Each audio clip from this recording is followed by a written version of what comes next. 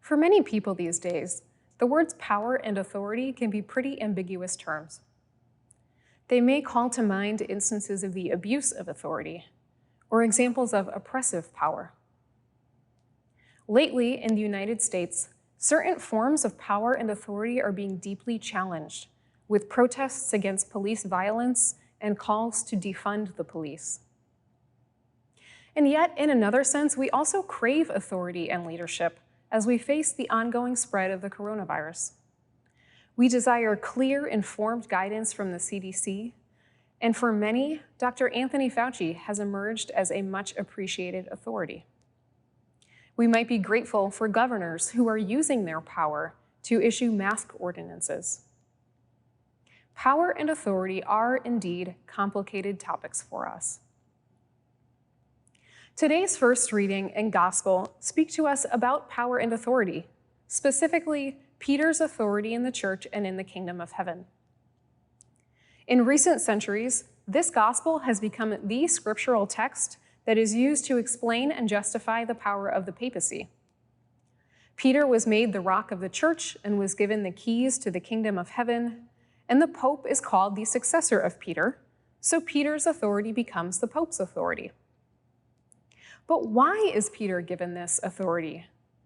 And what can Matthew's account of Peter teach us about authority in the church today? 3 of the 4 gospel readings this month feature an encounter between Jesus and Peter in Matthew's gospel. 2 Sundays ago, in chapter 14, Peter saw Jesus walking on water and went out to him, but doubted and began to sink. Jesus calls him, "You of little faith." Next week, in the passage that immediately follows today's gospel, we'll see Peter resisting the fate that awaits Jesus. Jesus admonishes him, saying, "Get behind me, Satan. You are an obstacle to me. You are thinking not as God does, but as human beings do." In these passages that surround today's gospel, Peter is clearly an imperfect disciple. His faith wavers, he misunderstands Jesus, he sometimes just doesn't get it. We know that in our own time, the successor of Peter and other church leaders can still get things wrong and can still be stumbling blocks to Jesus' presence. But today, we see a different moment in Peter's life. He gets something really important really right here. He has a unique insight and proclaims that Jesus is the Christ, the Son of the living God.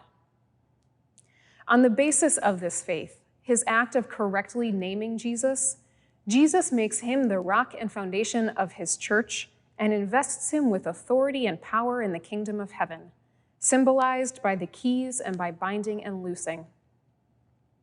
Peter is a flawed human being, but he grasps who Jesus really is, the one sent by the living God.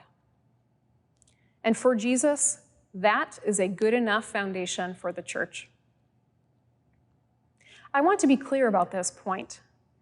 Peter is declared the rock and foundation of the church not because of who he is, or because of any particular skills he has or degrees he's earned, and certainly not because he is a male. He is made the rock because he recognizes who Jesus truly is. That is the foundation of his authority.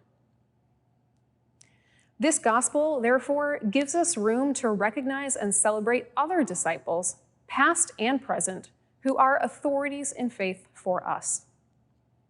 They may not be in positions of authority. They may not be ordained or employed as parish leaders, but they are individuals whose lives accurately attest to Jesus as the Christ, Son of the living God.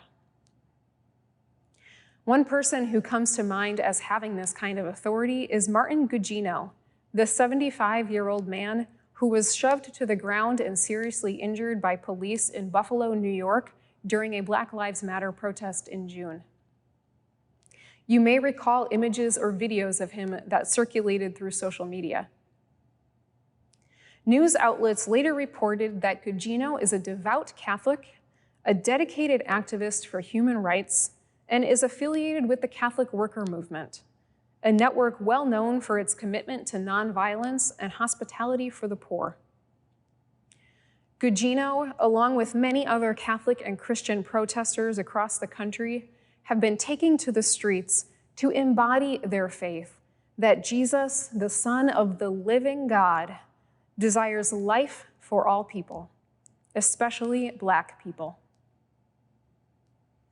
This is the kind of lived authority, the kind of witness and testimony that opens the doors to the kingdom of heaven.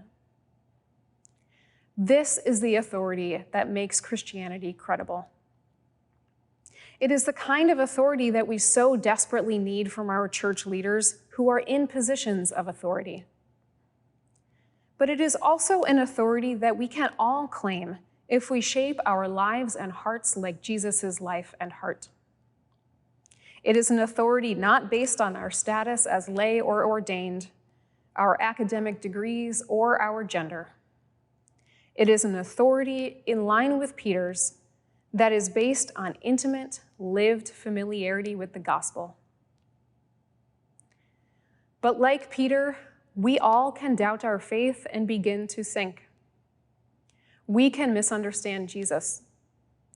If we think only as humans do and not as God does, we can also become stumbling blocks to Jesus' transformation of the world.